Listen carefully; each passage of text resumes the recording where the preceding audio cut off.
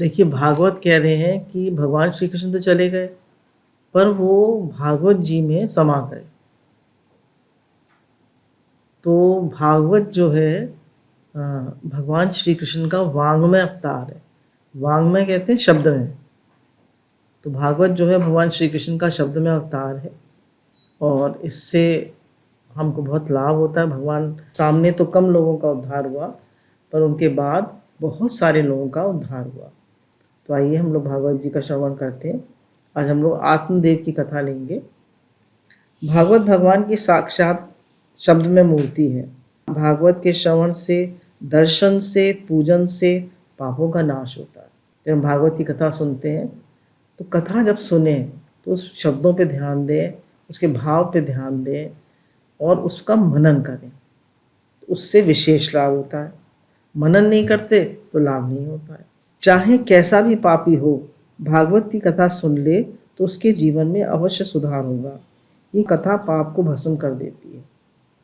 यानी कैसा भी पापी हो, भागवत कथा सुन ले तो उसके पापों का नाश होता है और उसका जीवन सुधर जाता है। जो शक्ति भगवान में है वही दिव्य शक्ति इस भागवत शास्त्र में है। महापुरुषों ने तो ऐसा भी कहा है कि भगवान से भी अधिक शक्ति भागवत में है। बहुत पहले, सबसे पहले जब हमारे शिविर नहीं हुआ करते थे वृंदावन में, तो एक बार हम लोग वृंदावन गए थे, तो हमने एक भागवत जी पूरी सुनी थी 7 दिन रहकर। तो उसका इतना असर हुआ था, तब भक्ति रानी भी नहीं आई थी हमारे सत्संग में। तो उसका इतना असर हुआ था, ऐसा लगा कन्हैया हमारे के सुधार आ गया, पर जो योग नहीं थे उनमें सुधार नहीं आया। आप जब परमात्मा के प्रत्यक्ष नहीं हैं, तब श्री कृष्ण कथा प्रत्येक जीव का कल्याण करती है। यानी आज जब भगवान नहीं है शरीर रूप से, तो भागवत कथा उनका कल्याण करती है। दुर्योधन, रावण जैसे दुष्ट की कथा सुनकर परमात्मा के नाम का जप करने लग जाएं तो उनके जीवन में भी सुधार होगा। कह रहे हैं दुर्योधन और रावण जैसे लोग भी अगर भगवान के नाम का जप करें और श्री कृष्ण कथा सुने तो उनके जीवन में भी कुछ सुधार आए। चाहे कैसा भी बड़ा पापी हो, इस कथा को सुनकर अपने पाप को भस्म कर सकता है। यानी कैसा भी पापी हो, वो इस कथा को सुनकर अपने पाप भस्म कर सकता है। कथा पाप को भस्म कर देती है, पर एक ही शर्त से पाप भस्म होते हैं कि कथा को सुनने के बाद पाप नहीं करना चाहिए। यानी एक ही शर्त से पाप भस्म होते हैं, कथा सुनने के बाद पाप नहीं करना चाहिए दोबारा। कई लोग कथा तो सुनते हैं और पाप भी करते रहते हैं। जब पाप करते समय ऐसी अनुभूति होती है कि मैंने कथा सुना था, ऐसा पाप करना बहुत बुरा है, तब वे मन को मनाते रहते हैं कि कथा अब दूसरे दूसरे स्थान पर होगी, तब पुनः मैं सुन लूँगा, और पाप को चालू रखते हैं। देखिए, यहाँ चालाकी काम नहीं करती है कि वो पाप करते मानी तम्बाकू खाते हैं, बीड़ी पीते हैं और चोरी ठगी बेईमानी करते हैं अपने व्यापार में। तो कहते हैं भाई मैंने कथा सुनी थी, उसमें अब मुझे पाप नहीं करना चाहिए, पर फिर कथा सुन लूँगा, फिर नहीं करूँगा। तो बोले ऐसे चालाकी नहीं चलती है। शुद्ध हृदय के में ही भगवान विराजते हैं। आप कथा में बैठे, उस आपके पाप अब भस्म होने वाले हैं। मन में ऐसा निश्चय कीजिए कि अब मेरा नया जन्म हुआ है, अब मैंने पाप कर्म छोड़ दिए, आज से मैं भगवान का हुआ हूँ, अब पाप नहीं करूँगा। कथा नया जीवन देती है। कथा सुनने के बाद जो पाप छोड़ते हैं, प्रभु ने क्षमा करते हैं। यानी कथा सुनने के बाद जो पाप छोड़ते हैं, भगवान उन्हें क्षमा करते हैं। और ऐसा सोचना चाहिए कि मेरा नया जन्म हुआ है, अब मैं पाप नहीं करूँगा, तो मेरा जीवन सुधर जाएगा। तो भगवान से ऐसी प्रार्थना है कि हम सबका जीवन सुधरे, हम सबका मन भगवान में लगे, हम बेकार की बातों का न सुने, न बोले, न कहें, न विचारें। हमारा पूरा ध्यान, पूरा मन, तन मन प्राण, रति मति गति सब भगवान में लगे। हे नाथ, हे नाथ, कृपा करो, कृपा करो। हमारा मन आप में लगे, हमारा मन इधर उधर न जाए, बेकार की बातों में न जाए। हे प्रभु, हे दीन दयाल, हे भक्त वत्सल, हमारा प्राण, तन मन प्राण, रति मति गति सब आप में लगे। दृष्टांत के बिना किसी सिद्धांत को बुद्धि ग्रहण नहीं करती, अतः एक दृष्टांत देते हैं। अब दृष्टांत के द्वारा समझा रहे हैं कि कितना पापी था वो भी भागवत कथा सुनकर मुक्त हो गया। तुंगभद्रा नदी के तट पर आत्मदेव नाम का एक ब्राह्मण रहता था। उसके घर में बहुत संपत्ति थी, पर वह संतति के अभाव में दुखी रहता था। उसके कोई बच्चा नहीं था, पैसा तो बहुत था, संतति के अभाव में दुखी रहता था। थोड़ा सोच कर देखिए तो पता चलेगा, हम सब आत्मदेव जैसे हैं। ये जीव आत्म परमात्मा का अंश है। आत्मा तो देव बनना पसंद करता है। कह रहे हम सब आत्मदेव जैसे हैं, और आत्मा जो है, हम सब ईश्वर अंश जीव अविनाशी चेतन अमल सहज सुख राशि, हम सब ईश्वर के अंश हैं। तो कह रहे हैं आत्मा को देव बनना पसंद है। जब जीव जो है भगवान से संबंध बनाता है, कहता है हे नाथ मैं आपको भूलूंगी नहीं, हे नाथ मैं आपका हूँ आप मेरे हैं, तो भगवान बहुत प्रसन्न होते हैं। तो भगवान चाहते हैं कि ये आत्मा जो है देव बने, मतलब जिसका जीवन दिव्य है, जो परमात्मा से प्रेम करता है वह देव बनता है। देव बने मतलब जिसका जीवन दिव्य है, जो परमात्मा से प्रेम करता है, वही देव है। ये जीव तुंगभद्रा नदी के तट पर रहता था, और भद्र शब्द का अर्थ है कल्याण। तुंगभद्रा नदी मतलब कल्याण करने वाली, बहुत ही कल्याण करने वाली नदी ये देह है। कह रहे हैं तुंगभद्रा नदी क्या है? ये देह, बहुत कल्याण करने वाली। क्योंकि देखिए मनुष्य जन्म में ही मनुष्य मुक्त हो सकता है। जब उसको देव योनि मिलती है ना, देवताओं की योनि मिलती है तो भोग भोग सकता है। जब जानवर योनि मिलती है तो वो अपने पाप कर्मों को काट सकता है। केवल बीच में मनुष्य योनि ऐसी है जो मुक्ति का खुला द्वार है। तो एक मनुष्य योनि ही ऐसी है जो कल्याण का रास्ता है। फिर गुरु भी मिल गए, सत्संग भी मिल गया, भागवत कथा भी मिल गई, फिर भी हम अपना उद्धार ना करें तो हम हमारे जैसा भागा कौन होगा। मानव शरीर में रहने वाली जीवात्मा स्वयं अपने को दूसरों को भी देव बना सकता है। ऐसी शक्ति प्रभु ने उसे दी है। देव बनने के लिए ही मानव का जन्म हुआ है। आत्मा को देव बनना पसंद है, नर को नारायण की शरण में जाना है, जीव को शिव बनना पसंद है। कह रहे ये जो है यात्रा, ये जीवत्व से शिवत्व की यात्रा है। इसमें नर से नारायण की यात्रा है, आत्मा से परमात्मा तक की यात्रा है। इसमें हमें अपने को राइज कराना है, इवॉल्व करना है। जो हमें पता चल रहा है ये बात गलत है, हमें तो कम बोलना है। ध्यान दीजिएगा, हम सब कम बोलें, मौन रहें, संसारी बातें ना करें, दूसरा न देखें, गलत भाव ना रखें किसी के लिए, शुद्ध भाव रखें, और अधिक से अधिक जितनी कोशिश हो भगवान के नाम का जप करते रहें, या भगवान का हर समय स्मरण करते रहें, शुक्राना मानते रहें गुरु भगवान का हर समय भगवान को याद रखें। कहते रहें बीच बीच में, हे नाथ आपको कभी भूलो नहीं, हे नाथ आपको कभी भूलो नहीं। आत्मदेव की पत्नी का नाम है धुंधली। धुंधली का वर्णन महर्षि व्यास ने किया है। उनका कहना है कि धुंधली हमारी बुद्धि में बसती है। मनुष्य की बुद्धि धुंधली के समान है। कुतर्क करने वाली द्विधा वृत्ति ही धुंधली है। प्रायः बुद्धि संसार के विषय में सोचती रहती है। बुद्धि को अन्य की निंदा बहुत भाती है। कह रहे हैं हमारी बुद्धि जो है वो उसमें ही धुंधली बसती है। धुंधली क्या है? जिसकी बुद्धि दुविधा में रहती है। उसे संसार भी अच्छा लगता है, भगवान भी अच्छे लगते हैं, संसार भी अच्छा लगता है, भगवान भी अच्छे लगते हैं। तो दुविधा वाली बुद्धि जो है धुंधली है, वो संसार की ओर ही झुक जाती है। कह रहे हैं जो धुंधली जैसी बुद्धि है तो उसको निंदा बहुत भाती है। आप दो लोगों को देख लीजिए, कोई टॉपिक दे दीजिए, ये कितनी बुराई करती है।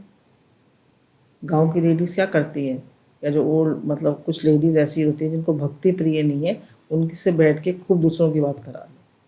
तो कह रहे हैं जो दूसरे की बात करे, भलाई बुराई में जो फंसा रहे, वो धुंधली है।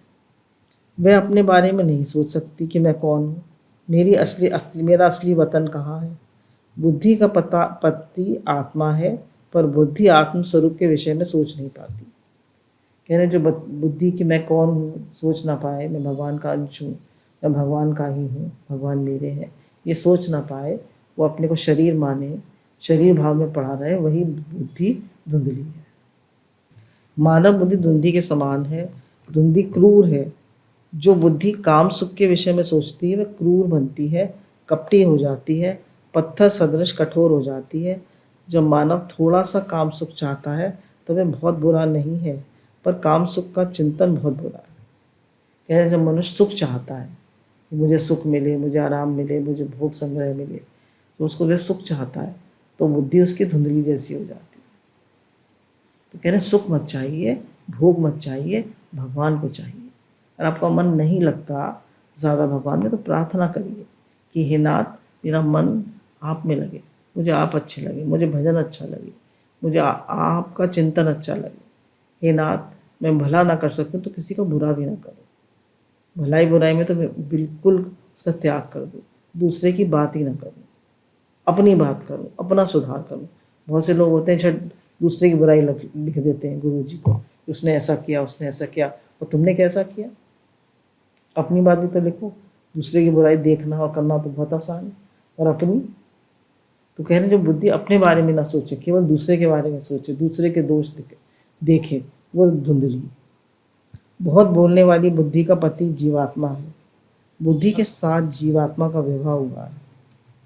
कह रहे हैं जो बुद्धि बहुत बोलती है, मतलब बहुत ज़्यादा मन में विचार आते हैं, वो बुद्धि धुंधली, और जीवात्मा का विवाह धुंधली के साथ, बुद्धि के साथ हुआ है।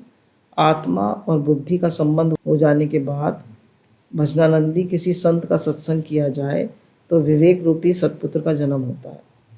कह रहे आत्मा और सत बुद्धि, मतलब बुद्धि जो विवेक बन चुकी है, जब उस आत्मा का बुद्धि के साथ संबंध हो जाए और हम सत्संग सुने तो सतपुत्र का जन्म होता है, तो अच्छे पुत्र का जन्म होता है। संपत्ति से सतपुत्र की प्राप्ति नहीं होती, यानी खूब पैसा है, खूब आराम है, खूब सुख है, तो कह रहे अच्छे पुत्र का जन्म नहीं होता। जब सत्संग करेंगे तब सतपुत्र की प्राप्ति होगी। कह रहे जब सत्संग होता है घर में तब सतपुत्र की प्राप्ति होगी। विवेक संपत्ति से नहीं मिलता, वह सत्संग से मिलता है। विवेक संपत्ति चाहे कितनी भी हो, संपत्ति वालों के हाल देख रहे हैं ना, बुरे ही हाल है। और कह रहे हैं जब सत्संग मिलता है, सबसे हर राही को सत्संग की जरूरत है। बिन सत्संग विवेक ना होए, हरि के कृपा बिन सुलभ न सोए। गुरु हमें मिले हैं, ये हमारा सबसे बड़ा सौभाग्य है। गुरु मिले, सत्संग मिला। गुरु क्या मिले? भगवान मिल गए। कितना बेरुखा था जीवन, कितनी बेबसी, गुरु क्या मिले? भगवान मिल गए। जो सत्संग नहीं करते उन्हें विवेक रूपी सतपुत्र की प्राप्ति नहीं होती। आत्मदेव ने संपत्ति का उपभोग किया पर सत्संग नहीं किया, इससे वह दुखी हुआ और एक दिन आत्महत्या करने के लिए नदी के तट पे गया। बोले आत्मदेव ने संपत्ति का भोग तो किया पर सत्संग नहीं करा, तो कोई बच्चा नहीं था उसके, तो दुखी हो गया और नदी के तट पे गया आत्महत्या करने के लिए। भगवान को बच्चा बना लो, भगवान तो बेटा बनने को तैयार, तो सत्संग नहीं था ना जीवन में। एक सन्यासी महात्मा घूमते घूमते वहाँ पहुँचे। उनका नियम था कि वह झोली में मधुकरी लेने जाते और 5 घरों से मधुकरी लेकर फिर उसको गंगा को अर्पण करते, फिर उसकी रोटी बनाते और स्वयं ग्रहण करते और किसी और को ग्रहण कराते। वस्तुतः स्वाद में जिसका मन लगा रहता है उससे भक्ति रस की प्राप्ति नहीं होती। कह रहे स्वाद में, खाना कैसा चाहिए? टेस्टी। टेस्टी खाना कैसा चाहिए? टेस्टी। टेस्टी नहीं होगा तो उनके गले के नीचे नहीं उतरेगा। ठीक है, हम ये नहीं कह रहे भद्दा खाना बनाइए, पर हर समय टेस्टी मत करिए। उसमें खूब वो डालेंगे चाट मसाला, मिर्च मसाला, तो कह रहे ये राजसी भोजन है। और जो रख के खाते हैं वो तामसी भोजन है। तो कह रहे हैं जो बहुत उसको हर समय जीभ के टेस्ट की पड़ी रहती है तो उसकी वृत्ति तामसी हो जाती है, उसका मन भक्ति में नहीं लगता। सन्यासी की दृष्टि आत्मदेव पर पड़ी। उन्होंने आत्मदेव से कहा दोपहर हो गई है, अब भूखे दिख पड़ते हो, थोड़ा प्रसाद ग्रहण कीजिए, फिर मैं आपके सुख दुख की बात सुनूंगा। मुझसे जो होगा वह अवश्य करूंगा, आप थोड़ा प्रसाद दीजिए। आत्मदेव ने कहा महाराज घर में अन्न तो बहुत भरा पड़ा है पर खाने वाला कोई नहीं, इससे आत्महत्या के लिए आया। अब देखिए हमारे यहाँ भी कई लोग हैं जिनके बच्चे नहीं हैं, तो वो लोग कितना सत्संग में लगे। एक सत्संगी है, तो एक बार हमारे यहाँ एक डॉक्टर देखने आई थी, तो उन्होंने पूछा आपके कितने बच्चे हैं? तो उन्होंने कहा 2। फिर हमारे यहाँ जो बिटिया रहती हैं जो होम्योपैथिक मेडिसिन पढ़ी हुई हैं, तो उनसे उन्होंने ऐसे पूछा कि कितने बच्चे हैं, तो उन्होंने कहा कि तो कोई बच्चा नहीं है। बोले मुझसे तो कह रही थी 2 बच्चे हैं। उन्होंने कहा वो उन्होंने बलराम कृष्ण को अपना बच्चा माना हुआ, तो कह रही मेरे 2 बच्चे हैं। अब देखिए कितना फ़र्क है सत्संग सुनने और ना सुनने वाले का। तो सत्संग की इतनी महिमा है, संसार में कहीं सुख नहीं है। आप देख लीजिए घर घर में जिनके घर में बेटे हैं वो कौन सुखी है। अपने अपने अपने घर का विचार करिए, अपने जीवन का विचार करिए। तुम्हारे घर में किसी लड़के का जन्म नहीं हुआ, इसमें क्या बुरा है? परमात्मा जिस स्थिति में रखते हैं उसी में संतोष मानना चाहिए। भक्ति इसी प्रकार हो सकती है। जिसको प्राप्त स्थिति में संतोष नहीं, वह भक्ति नहीं कर सकता। लड़के की प्राप्ति से सुख प्राप्त नहीं होता। आपका लड़का लायक है तब घर का विचार मत कीजिए, तब आप अधिक भक्ति कीजिए। वो लड़का लायक है, पुत्र सुपुत्र तो क्यों सोचे, और पुत्र कुपुत्र तो क्यों सोचे। पुत्र सुपुत्र तो क्यों सोचे, और पुत्र कुपुत्र तो क्यों सोचे। कुपुत्र होगा तो सब बिगाड़ देगा, सुपुत्र होगा तो आपको खुशी से रखेगा। आप भक्ति कीजिए। मैं जितनी भक्ति कर रहा हूँ बहुत कम है, ऐसा सोचकर भक्ति कीजिए। मन में यही भावना होनी चाहिए, जितनी भक्ति कर रहा हूँ वो कम है, ज़्यादा भक्ति कीजिए। लड़का योग नहीं है तो प्रभु की कृपा मानिए। कई लड़के ऐसे हैं कि लड़का प्राप्त ना होने पर मन में ग्लानि का अनुभव करते हैं और मन जलते रहते हैं। और बहुत से लोग ऐसे हैं जो लड़का ना होने पर दुखी रहते हैं, जलते रहते हैं कि हमारे लड़का नहीं है। अरे अपना कल्याण जब आप स्वयं नहीं कर सकते तो लड़का क्या करेगा? कोई बेटा कल्याण नहीं करता। अगर प्रहलाद और ध्रुव जैसे बच्चे तो तब होते थे, अब कहाँ होते हैं। कह रहे बेटा कोई कल्याण नहीं करता, कल्याण आप अपना कीजिए तो बेटे का भी कल्याण हो जाएगा। अपना कल्याण स्वयं करिए। मनुष्य अपना ही मित्र है, अपना ही शत्रु है। जो अपनी आत्मा में रहे वो अपना मित्र, जो मन से मिला रहे वो अपना दुश्मन। प्रायः माता पिता अपने पुत्र के लालन पालन में, पढ़ाने में और विवाह आदि में अपना अधिकांश जीवन पूरा कर देते हैं। सच्ची बात है, पूरा जीवन बच्चों को पढ़ाना लिखाना, उनका विवाह करना, इसी में सारा जीवन निकल जाता है। और साथ में रहते हैं, बच्चे होते हैं तो उनको पालो के, उनको देखो, उनके बच्चों को देखो, उनको खाना खिलाओ, उनको पढ़ाओ लिखाओ, उनका काम करो। पहले अपने बच्चों का काम किया, अब लेडीज़ नौकरी पे जाती हैं तो उनका काम करो। तुम्हारे कोई लड़का नहीं है, क्या बुरा है? अपना कल्याण तुम स्वयं करो। आत्मदेव कहते हैं कि पिंडदान कौन देगा? मेरा पिंडदान कौन देगा? पिंडदान तुम्हें ही देना है। कलयुग के पुत्रों को अपने माता पिता के श्राद्ध करने की फुर्सत ही नहीं कहाँ है। कह रहे मेरे लड़का नहीं होगा तो मेरा पिंडदान कौन देगा? तो जो वो है महात्मा है तो वो कह रहे हैं कि तुम अपना पिंडदान स्वयं दो। ध्यान दीजिएगा, महात्मा कह रहे हैं अपना पिंडदान तुम स्वयं दो। कलयुग के पुत्र श्राद्ध करने वाले नहीं हैं। लड़का श्राद्ध करेगा मेरा उद्धार होगा, ऐसी आशा रखने का ये युग नहीं है। अपना श्राद्ध आप स्वयं कीजिए, अपना पिंडदान अपने हाथ से कीजिए। अब पिंडदान अपने हाथ से कैसे कीजिए? इस शरीर को पिंड कहते हैं। पिंड किसे कहते हैं? इस शरीर को। शरीर पिंड परमात्मा को समर्पित कीजिए। कह रहे पिंड जो है वो शरीर है, आप शरीर को परमात्मा को समर्पित कीजिए कि भगवान ये शरीर आपका है, मैं आपका हूँ। और इस बात को दृढ़ रखिए कि मेरे तो गिरधर गोपाल, दूसरों ना कोई। तो आपका पिंडदान हो गया। बोलिए सच्चिदानंद भगवान की जय, राधा रानी की जय।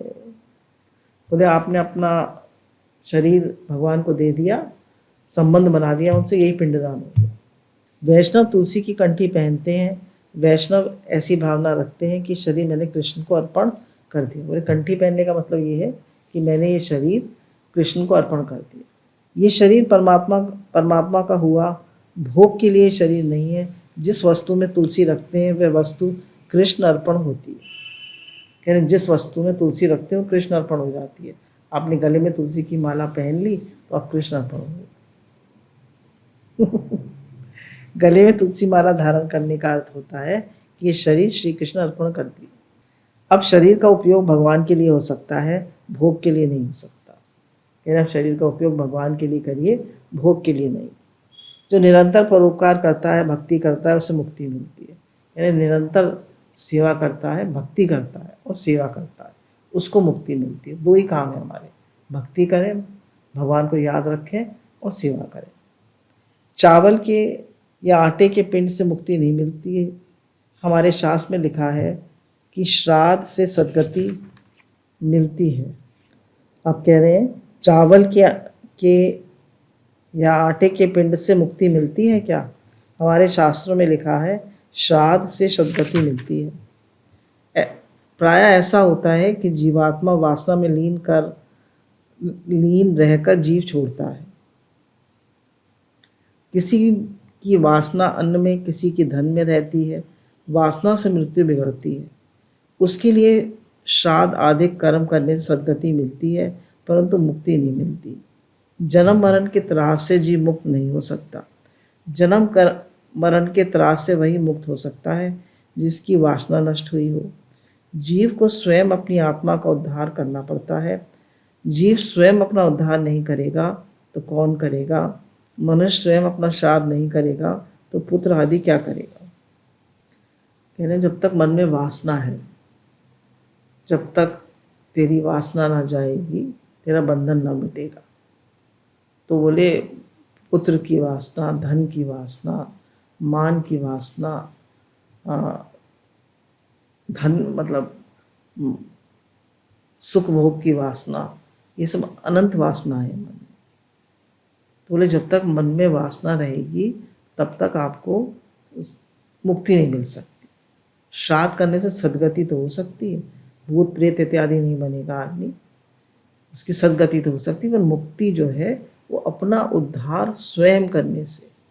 जब हम स्वयं अपना उद्धार करते हैं, अपने जीवन को भक्ति में बनाते हैं, अपने भावों को शुद्ध रखते हैं, जप करते हैं, सबके हित के लिए जीते हैं, भगवत भाव रखते हैं, शुक्राना मानते हैं, तब सत्संग सुनते हैं, सबसे बड़ी बात, तब हमारी मुक्ति होती है। और हर समय भगवान से संबंध बना के रखते हैं। बोले श्राद्ध करने से मुक्ति नहीं मिलती। सन्यासी महात्मा आत्मदेव को समझाते हैं, निश्चय कर लो अपना श्राद्ध तो मुझे स्वयं करना है। हम सबको अपना श्राद्ध स्वयं करना है। कितनी अच्छी बात है।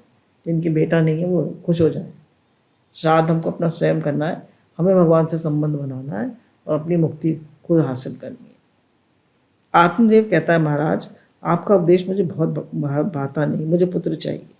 देखिए ये वासना है ना, पुत्र वासना। मुझे आपका उपदेश अच्छा नहीं लग रहा, मुझे तो पुत्र चाहिए। पुत्र होगा तो दिया जलाएगा। महात्मा ने कहा, अरे कलयुग के पुत्र दिया नहीं जलाते, वो तो माता पिता का दिया बुझा देते हैं। तुम्हारे भाग में पुत्र का सुख नहीं है, तुम दुखी हो जाओगे। बता रहे तुम्हारे भाग में पुत्र का सुख नहीं है, तुम दुखी हो जाओगे।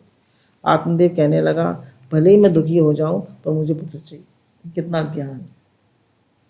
मेरे भाग में नहीं है तो फिर अपने भाग से मुझे दे दीजिए। कह रहे आपके भाग में नहीं है, कोई बात नहीं, अपने भाग से दे दीजिए। मैं आत्महत्या करने के लिए आया हूँ, मैं आपके समक्ष सिर पटक पटक के मर जाऊँ। सन्यासी जी को दया आ गई। उन्होंने आत्मदेव को एक फल दिया और कहा, ये फल अपनी पत्नी को खिला देना। गर्भ रह जाने के बाद तुम दोनों पवित्र जीवन व्यतीत करना। निरंतर सत्कर्म करोगे तो उसका असर गर्भ पर भी होगा। बच्चा पेट में तो हो तभी से अच्छे कर संस्कार देने चाहिए। हमारे शास्त्र में सगर्भा स्त्री के लिए बहुत से नियम बताए गए हैं। गर्भ पेट में आ जाए तो सावधान रहिए। सगर्भा स्त्री के कार्य का असर बच्चे पर होता है। वो भागवत पढ़े, रामायण पढ़े, भजन करे, भजन सुने, गुरुजी का सत्संग सुने, पति पत्नी पवित्र जीवन व्यतीत करें, सत्संग करें तो पुत्र ज्ञानी होता है, लायक होता है। पुत्र लायक होगा तो सुख मिलेगा, पर पुत्र लायक नहीं होता तो बहुत त्रास देता है। कहने पुत्र लायक होता है तो सुख मिलता है, ये तो बहुत दुखी होना पड़ता है माता पिता को। पुत्र नालायक होता है तो माता पिता को बहुत दुख देता है। आत्मदेव फल लेकर घर पहुंचा। पत्नी को फल खिलाया नहीं बल्कि हाथ में दे दिया। पत्नी ने कहा, अभी मुझे फुर्सत नहीं है, बाद में खा लूँगी। देख रहे हैं आप, फल हाथ में नहीं खिलाया, नहीं खुद काट के खिला देना चाहिए था, पर उसने उसको दे दिया। उसने भी कह दिया, अभी बाद में खा लूँगी। सत्संग में विवेक रूपी फल मिलता है, उसको ले जाकर पत्नी धुंधली को खिलाइएगा। आज कथा में क्या सुना? परमात्मा के दर्शन होते हैं तो जीवन सफल होता है। कथा में सुना कि मंदिर में भगवान के दर्शन करना साधारण दर्शन है, प्रत्येक मानव के शरीर में भगवान के दर्शन करना असाधारण दर्शन है। कथा में जो सुनते हैं उसका मन ना कीजिए, विवेक रूपी फल बुद्धि को खिलाइए। अब कह रहे हैं कि हमने जो सत्संग में सुना तो वो उसका फल बुद्धि को जाके दीजिए। और हमने फल तो सुना नहीं, हमने कहा बाद में कर लेंगे मना, तुम थक गए, खाना वाना खा के फिर सो गए, फिर बेकार की बातों में लग गए, फिर पिक्चर देखने लगे, भूल गए। तो कह रहे हैं जो आपको सत्संग में आपने सुना उसका फौरन मनन करिए। जैसे उसने कहा ना बाद में फल खा लेंगे। जो लोग सत्संग लिख लेते हैं, और बहुत से लोग लिख भी लेते हैं फिर पढ़ते नहीं। लिख लें फिर उसे पढ़ें भी, उसका मनन करें। तो कह रहे हैं जो आपको सत्संग रूपी फल मिले उसका मनन कीजिए, उसको पढ़िए, उसको विचार कीजिए। दुंदी ने फल खाया नहीं, उसने सोचा अभी उस फल को खाने से गर्व रहेगा और उससे घर का काम नहीं हो पाएगा। सगर्भा स्त्री को दुख होता है, पुत्र से भी क्या सुख मिलता है। लौकिक सुख दुख देता है, बीच में थोड़े से सुख का आभास होता है। वैराग को जागृत करने के लिए लौकिक सुख में कितने दुख हैं उसका वर्णन इस अध्याय में वर्णित है। यानी ये वाला अध्याय जो है आत्मदेव की कहानी जो है, धुंधकारी की कहानी, ये वैराग दिलाने के लिए है कि संसार का सुख हम चाहते तो हैं, पर संसार के सुख में कितना दुख है। संतान के लालन पालन में माँ को बहुत सहना पड़ता है। मुझे सगर्भा नहीं होना है, मैं माँ जी अच्छी हूँ, पर घर आने पर वे पूछेंगे तो क्या कहूँगी। वो कह रही मुझे नहीं, बच्चा अच्छा नहीं चाहिए, मैं माँ जी भली हूँ। धुंधी की छोटी बहन मिलने आई थी, उसने बहन से कहा तुम्हारे जीजा जी ये फल लाए हैं और कहते हैं इस फल को खा लो तो संतान होगी, मैं ये फल खाना नहीं चाहती। बहन सलाह देती है ये फल तुम गाय को खिला दो, जो कुछ होगा गाय के होगा, तुम्हें कुछ भी नहीं होगा, मेरे पेट में गर्भ है, कुछ महीने के बाद मैं तुम्हें बच्चा दे दूँगी। कहती मेरे पेट में गर्भ है, कुछ महीने के बाद मैं तुम्हें बच्चा दे दूँगी। तुम आज से ही नाटक करना शुरू कर दो कि तुमने फल खा लिया है और तुम्हें गर्व रह जाएगा। आत्मदेव तो भोले थे, उन्हें कहाँ समझ। बुद्धि की छोटी बहन मन है। बुद्धि की छोटी बहन कौन है? मन। अब मन जो ऊट पटांग बातें करता है। हे नाथ हे नाथ, मन बुद्धि को झूठ मूठ समझा देता है। मन अनेक बार ठगता है। हमारा मन जो है वो हमें ही ठगता रहता है। मन ही तो हमें दुख देता है। बोला मन ही संसार है, मन ही सुख दुख का भूतता है। इस मन को परमात्मा में लगा के रखिए। मन की मैचिंग भगवान है और कोई नहीं है मन की मैचिंग। आप कहीं भी इस मन को लगाइए, ये मन कभी भी तृप्त होने वाला, संतुष्ट होने वाला है ही नहीं, क्योंकि इसकी मैचिंग संसार में है ही नहीं। मन निराकार है, परमात्मा भी निराकार है, तो ये मन कैसे भरेगा? संसार से तो भर ही नहीं सकता। आप कितना भी इस मन को दे दीजिए, कहेगा मच वांट्स मोर, और नहीं, और कमी है तो और चाहिए, और मिल गया तो भी और चाहिए। बोला अगर किसी व्यक्ति को सोने के पहाड़ पर बिठा दो तो कह देगा कम है, और जिस तरफ से व्यक्ति को बिठा दो तो कह देगा मुझे चाहिए ही नहीं। तो धन किस लिए चाहिए? कल एक वीडियो देख रहे थे, उनका चींटी भी अपना पेट भर लेती, गाय भैंस भी अपना पेट भर लेते हैं। तो हमने खाली धन कमाया, अपना जीवन धन में लगा दिया, तो हमने किया क्या? अपना उद्धार नहीं करा, भजन नहीं करा, सेवा नहीं करी, तो क्या खाली मनुष्य जन्म का यही उद्देश्य है, खाली धन कमाना? बोले वो तो अपना पेट तो जानवर ही भर लेते, तो हमने कौन सा बड़ा काम किया? बुद्धि मन की सलाह देकर दुखी होता है। मन पर विश्वास रखने वाले को मन गड्ढे में गिराता है, ठगता है। धुंधी ने फल नहीं खाया, गाय को खिला दिया। धुंधी ने कपट किया, नाटक किया, उसके पेट में गर्भ रहा है। एक रात्रि में वह बहन का पुत्र ले आई और सुबह जाहिर किया उसे पुत्र हुआ। तो नाटक भी किया धुंधली ने और कपट भी किया। ये बुद्धि जो संसारी होती है, ये मन से मिलके कपट भी करती है और नाटक भी करती है। बोलिए हमारे श्याम सुंदर भगवान की जय, राधा रानी की जय, जय जय श्री राधे श्याम।